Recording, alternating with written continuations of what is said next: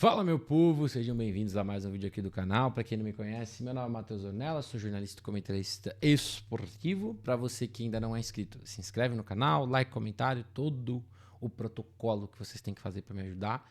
Para você que quiser me acompanhar nas outras redes sociais, links todos aqui na descrição. E para você que quer esse e outros conteúdos antecipados e em breve conteúdos exclusivos, vira um membro aqui no YouTube, R$5, vira um membro lá no Apoia-se, R$5. E você vai sempre garantir alguns conteúdinhos antecipados, né? Sei que nas últimas semanas não foi tão fácil trazer esses conteúdos antecipados, confesso, assumo meu erro, mas estou me organizando, confabulando para conseguir voltar a ter, inclusive, se você está vendo esse vídeo na quarta de manhã, na quinta de manhã, você é membro, tá? Só deixar esse alerta aí para você. Bom, esse vídeo a gente vai fazer parte do recap da semana, vamos fazer o recap do Brasileirão, por um simples motivo. Eu já vi todos os jogos do Brasileirão, todos os jogos do Brasileirão já estão compactos, entregues. E é mais fácil, né? Quando eu já tenho todos os compactos entregues. Então, para não perder mais um dia para ver todos os jogos da BFA, eu vou trazer primeiro esse do Brasileirão e vou trazer um da BFA também, que já está tendo uma outra etapa da sua competição. Mas vamos lá, vamos falar primeiro do Brasileirão D3, que a gente teve 2 jogos. Tivemos a vitória do Gravataí Spartans, 19-16, contra o Criciúma Iron Tigers, 19-15, inclusive vendo o vídeo, não 19-16. Foi um jogo bem legal de ver, eu acho que tecnicamente foi um jogo bem abaixo, são 2 equipes que cometeram alguns erros bem bizarros, né? E errinhos bobos também, que fazem parte do processo de equipes que estão se desenvolvendo, equipes que estão tentando se acertar ainda como unidade, mas foi um típico jogo que é um dos que eu falo do porquê a D3 existe. Foi um jogo típico de D3, tecnicamente abaixo, a velocidade não é a mesma, muitos erros simples, mas são jogos competitivos. Por isso que eu falo que D2 e D3 cumprem seu papel nesse aspecto. Porque ao invés de você colocar esses times para brigarem com times de D1, onde eles seriam amassados, você consegue colocar esses times para competir entre si e realmente competir, realmente ter uma chance de ganhar. Foi um jogo muito bom, pô. O Iron Tigers abriu acho que 10-0, depois abriu 16-6 e tudo mais. O Gravataí Spartans foi, buscou, virou para sua torcida no segundo final praticamente. Então, foi um jogo nesse aspecto bom pra gente assistir. E foi a primeira vitória do Gravataí Spartans em competições nacionais, né? Então, palmas aí para a equipe do Gravataí Spartans, tem aí esse primeiro triunfo em nível nacional, mas as 2 equipes já estavam eliminadas, né? Era um jogo só para cumprir tabela. Nosso segundo jogo do Brasileirão D3, vitória do Ponta Grossa Phantoms por 28-6 contra o Curitiba Lions. Vitória dentro do esperado, na minha opinião. O Curitiba Lions tem 2 problemas muito graves, na minha visão, que é ser um time rápido num estado muito físico, né? E assim, existe velocidade no Curitiba Lions, mas não o suficiente para compensar a falta de fisicalidade desse time. Então isso se torna um problema. E um outro problema é quando o time comete erros bobos, erros simples de bad snap, decisões ruins, turnovers bobos, entregando a bola de graça para o adversário. As primeiras 2 pontuações do Ponta Grossa Phantoms vieram em 2 turnovers. Então assim, 2 turnovers que viraram campanhas do ataque para touchdown, deixar bem claro isso. E isso atrapalha muito o seu time, né? Então, assim, é um time que tem que trabalhar mais e tem que trabalhar mais o básico, do básico para ir se desenvolvendo, para ir se soltando. Não adianta ter um quarterback veloz e com braço forte se não tem tempo para passar, se ele toma uma decisão ruim, se às vezes ele sai muito cedo do pocket ou só ele não dá um segundo pro cara.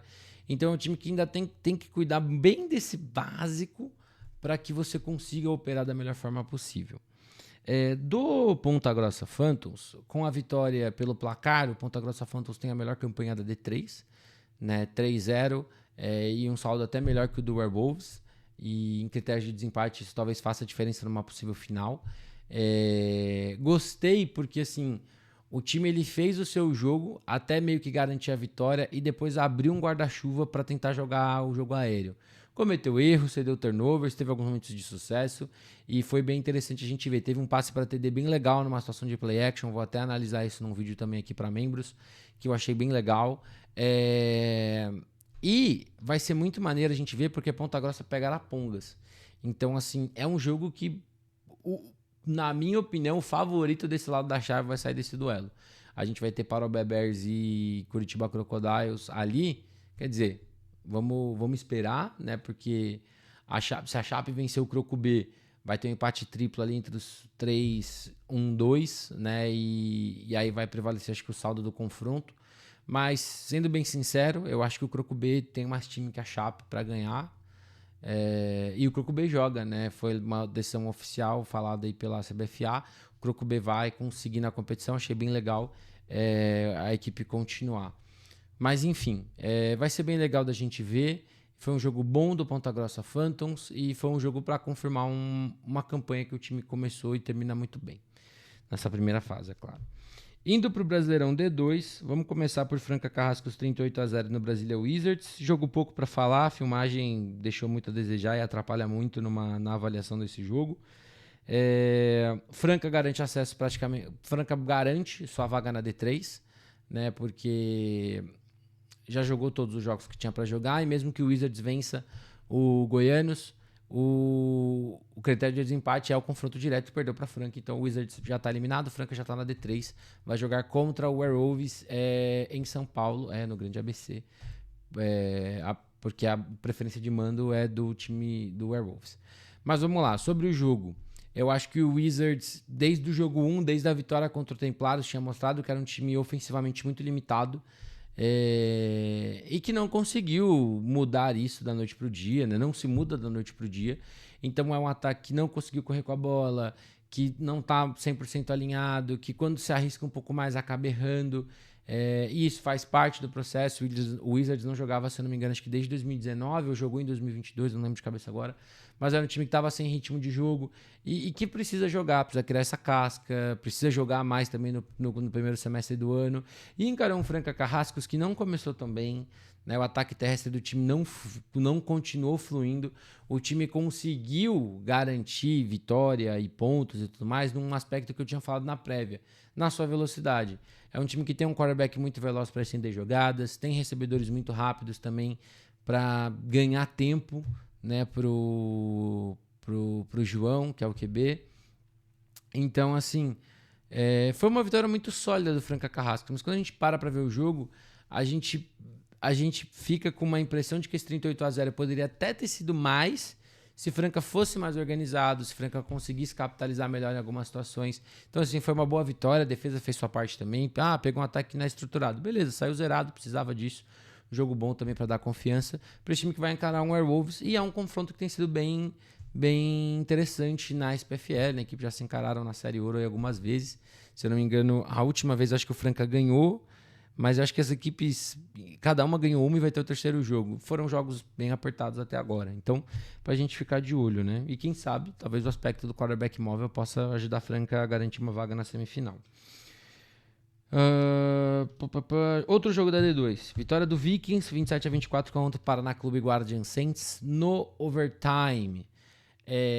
Primeiro, né, o Paraná Clube Guardian Saints está de parabéns, porque apesar de já jogar eliminado, entregou um bom jogo, entregou entretenimento, né, palavras até de pessoas do próprio Guardian Saints com quem eu conversei, mas, mais uma vez, o time acaba saindo com a derrota pelos mesmos motivos, né, faltas que atrapalharam o time, quando tinha uma liderança de 2 posses, não soube trabalhar essa liderança, e no quarto período, né, a defesa implodiu, né, e acabou permitindo empate.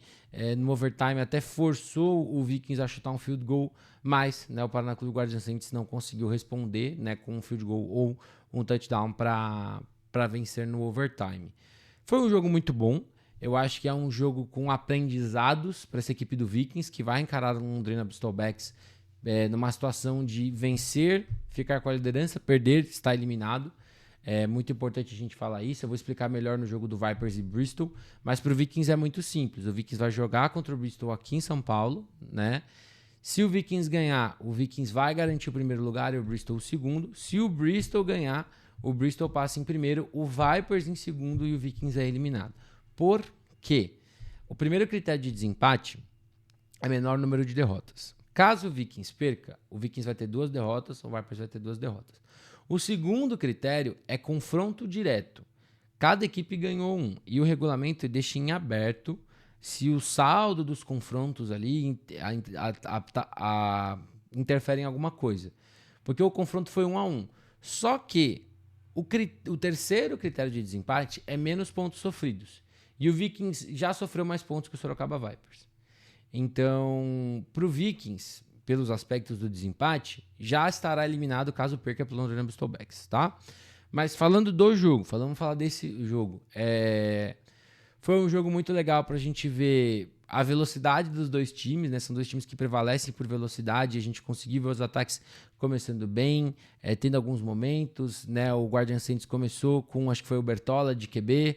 Aí o Bertola tomou 2 interceptações bem ruins. Leandrinho vem pro jogo, como eu sempre falo, na mesma velocidade que ele perde, é a velocidade que ele pode te ajudar a ganhar um jogo. Chega bem na partida, com passes longos, correndo com a bola e tudo mais.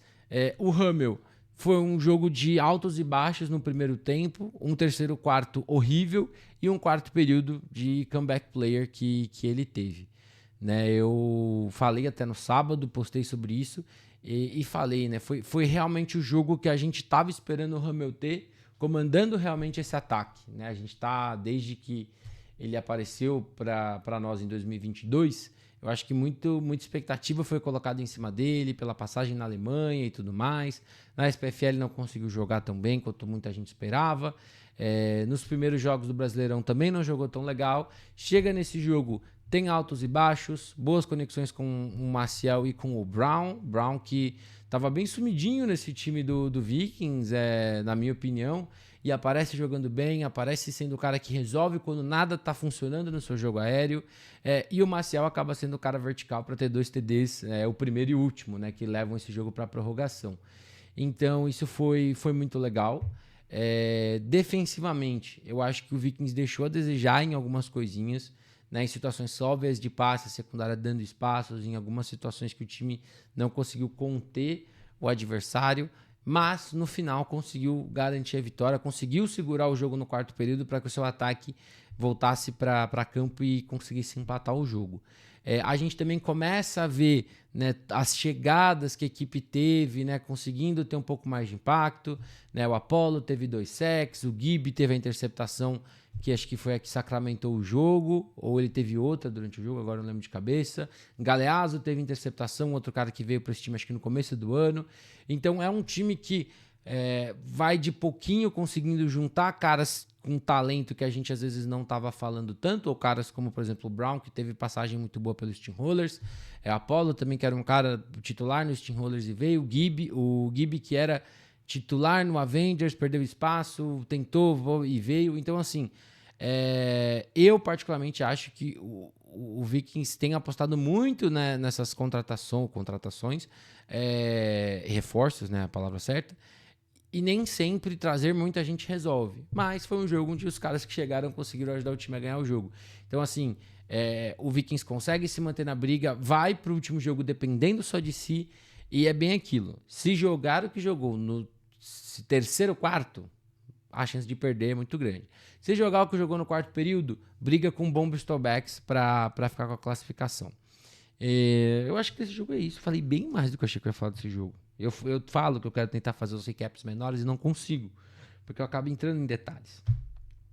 Bom, próximo jogo, Matilha dos Vales 27-0 contra o Erechim Coroados. Assunto muito importante pra gente falar aqui, tá? Sobre o suposto caso de xenofobia. Por que eu digo suposto? Eu não estava lá, eu não escutei, eu não vi, não tem imagem, não tem nada. Quer dizer que não aconteceu? Não. Quer dizer que aconteceu? Também não. Então, o meu trabalho como jornalista é colocar o suposto, tá? Falei com jogadores da equipe do Coroados, falei com pessoas da diretoria do Coroados, falei com pessoas de dentro do Coroados, falei com pessoas da Matilha, falei com a arbitragem, falei com todo mundo. Existe aí uma grande área cinza de todo o ocorrido. E enquanto não tivermos um posicionamento mais oficial, se vai ser levado para frente alguma coisa ou tudo mais, eu não posso falar, realmente. É uma situação onde eu não estava no lugar, né? Estava bem longe, inclusive, estou em São Paulo. Não tem uma imagem, não tem um áudio que a galera possa realmente, de repente, mostrar para falar, teve ou não teve. É um caso grave, se for confirmado, sim, mas é um caso que a gente sempre tem que tomar muito cuidado, porque, mais uma vez, é uma parada que, pô, acaba com a vida das pessoas. E se a pessoa cometeu, pô, ela tem que realmente ser punida e sofrer as consequências de um ato. Mas, mais uma vez, eu não vou passar pano para árbitro, não vou passar pano para o jogador, nem nada. Eu realmente não tenho mais de onde tirar a informação para ter uma comprovação se aconteceu ou não. Porque agora já é um disse-me-disse. É um jogador fala uma coisa, um jogador fala outra, o árbitro fala outra, fala outra. Ah, em quem você acredita mais? Eu não tenho como acreditar. O meu trabalho não é acreditar mais ou menos em ninguém. Entendeu? Porque todas as conversas que eu tive, elas fazem sentido em algum ponto. Entendeu? Então é isso, tá?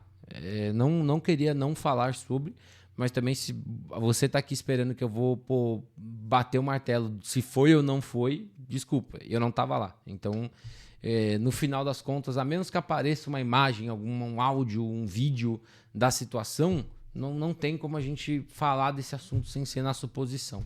Infelizmente, não tem como a gente bater o martelo sobre esse assunto. Vamos falar do jogo? Vitória da Matilha, vitória que classificou a Matilha, vitória que eliminou o Erechim Coroados. A Matilha agora vai encarar o Bravos mais uma vez. Caso vença o Bravos por 3 pontos, fica com a liderança do grupo. Se vencer por 2, as equipes empatam no saldo. Aí tem um próximo critério que eu não sei qual é. E se vencer por 1, o Bravos vai passar em primeiro. E se o Bravos vencer, o Bravos passa em primeiro, porque vai ter 4-0. Mas, bom, essa é a situação. Falando do jogo, e é muito, muito engraçado falar isso que eu vou falar agora. Esse 0-4 do Erechim Coroados é um 0-4 mais legal do que foi a campanha do time ano passado. O Erechim Coroados pagou um preço de ser um time mais ousado ofensivamente. Ano passado era um ataque muito cadenciado, muito previsível, que quando tentava passar a bola não funcionava, sofria muito turnover. O time foi muito apoiado pela defesa ano passado e também a gente leva em consideração que ano passado encarou alguns times com menos potencial ofensivo do que encarou esse ano. Então tem vários fatores que levam esse 0-4 do Erechim Coroados, mas o Erechim Coroados foi uma equipe muito mais legal de assistir esse ano, principalmente olhando para o ataque. Eu acho que a equipe acabou se arriscando, né? Usou o menino que eu esqueci o nome agora, o quarterback com mais mobilidade e tudo mais, um cara que se arrisca mais e por isso toma mais turnover, mas tem também algumas jogadas melhores. E mais uma vez, é um 0-4 que deu mais gosto de assistir do que acho que o 3-1 que a equipe teve no Brasileirão ano passado. Óbvio que pro time, foda-se, né? Ter tido um 3-1 feio. Era melhor ter um 4-0, um 3-1 feio do que estar eliminado, e eu concordo.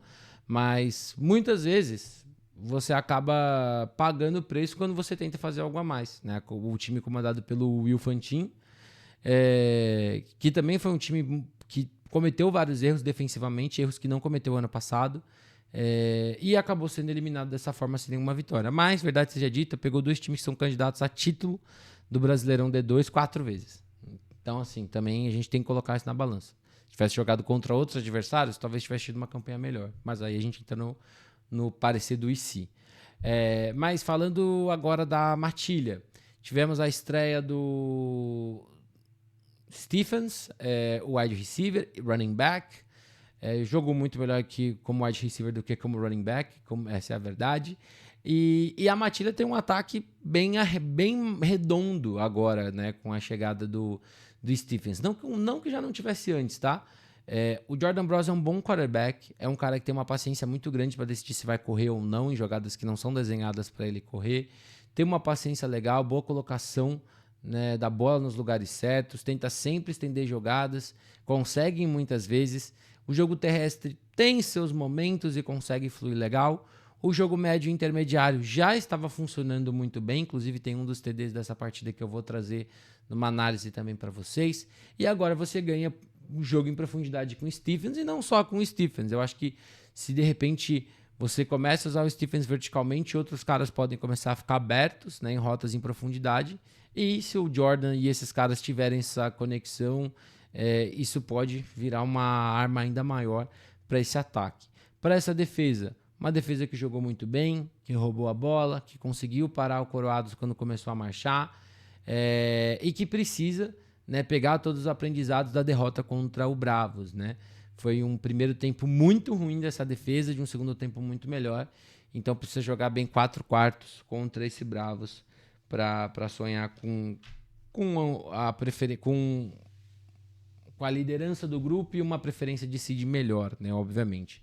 Nesse momento a Matilha passaria em segundo e não teria mando no primeiro jogo dos playoffs. Indo para o último jogo do Brasileirão D1, temos Londrina Bristolbacks e Sorocaba Vipers.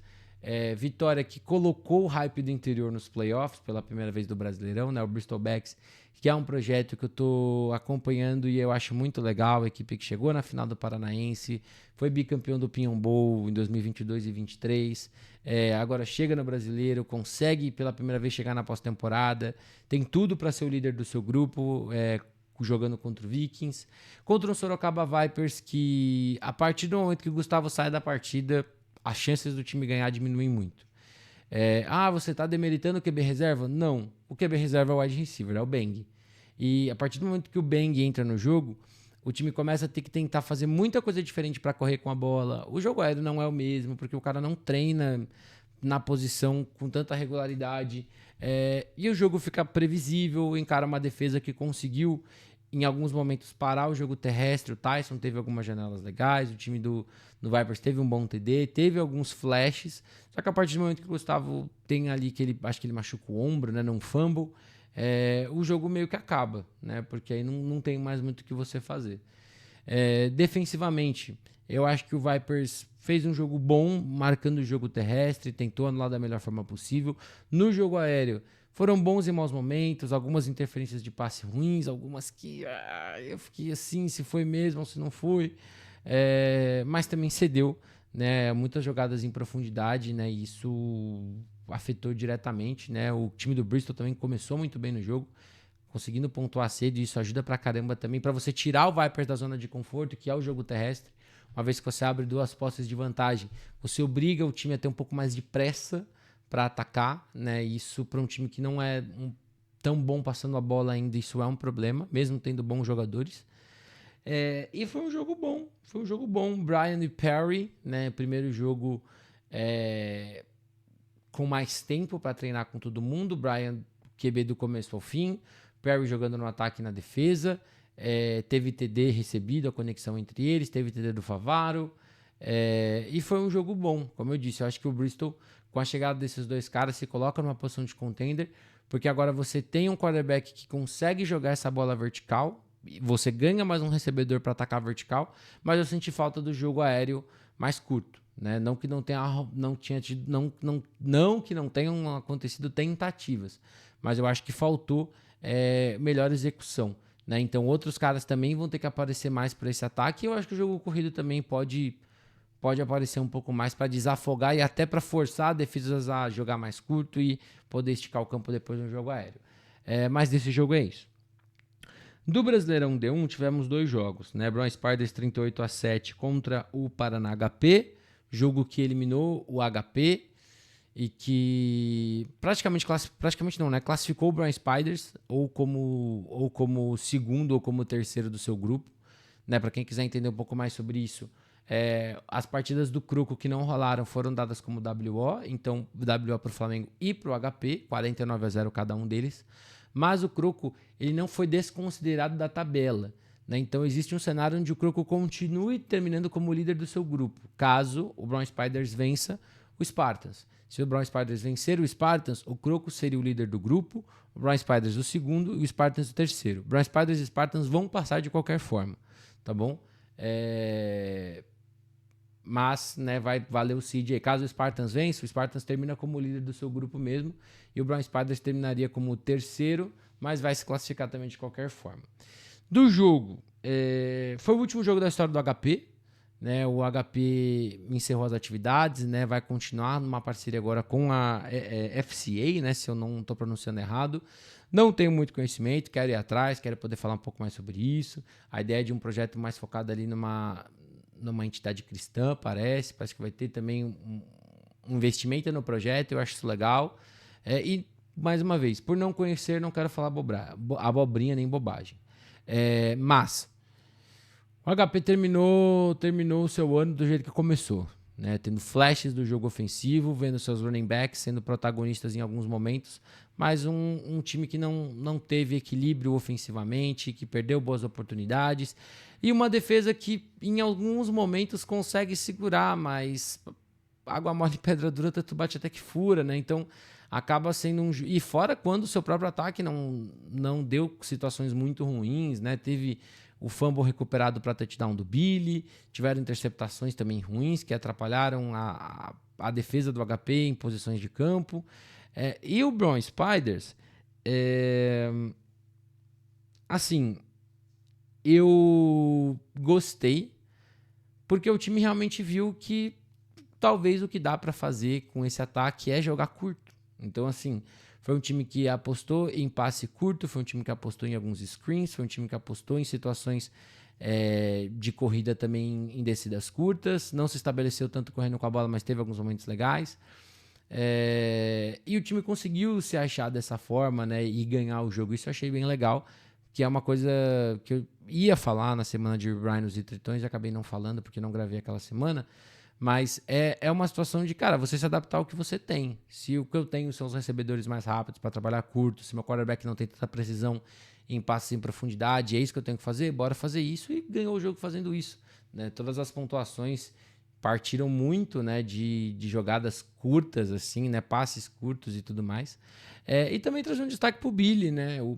O Billy, que talvez tenha sido a grande aposta do Brown Spiders nessa temporada, né? Cara com passagem na seleção, cara que estava no Manaus, mas que eu confesso que não digo que estava apagado, mas a gente falava pouco dele lá, né, no Brown Spiders, tanto por ser uma defesa que também tem caras muito bons que já estavam e que chegaram, mas porque ele realmente não tinha tido uma partida de grande impacto, né? Aí ele chega nesse jogo, tem 2 interceptações, tem um fumble recuperado para touchdown, um cara muito ativo, né, que dá muitos tackles, está sempre procurando, né, finalizar jogadas, e é um baita jogador, né? Então ajudou bastante o time, foi providencial e vai ser muito importante no último duelo contra o Spartans para garantir quem vai ficar na frente desse grupo. Para fechar, Spartans Futebol 41-0 no Corinthians Steamrollers. Se você quer saber sobre o tema da confusão, tem um vídeo já para membros sobre isso, onde eu falo muito sobre a rivalidade, sobre as situações, sobre o que pode ou o que não pode acontecer para ambas as equipes daqui para frente. Aqui eu vou falar só do jogo. Como eu esperava, jogo padrão do Spartans, um Spartans que não se arriscou demais. A defesa do Steamrollers até começou não cedendo pontos. Aí o ataque comandado pelo o Nicolas Lobo teve alguns first downs, conseguiu um pouquinho ali, mas é um time que não consegue depender do seu jogo terrestre para nada, né? Nem para sobreviver.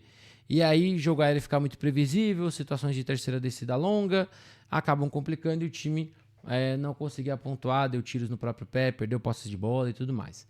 E aí, eventualmente, o jogo do Spartans, né, nesses jogos, né, nos jogos mais fáceis, né, o ataque do Spartans joga muito bem, né? E assim, a OL joga bem, o Shake joga bem, o Mamão consegue jogar bem, receivers jogam bem.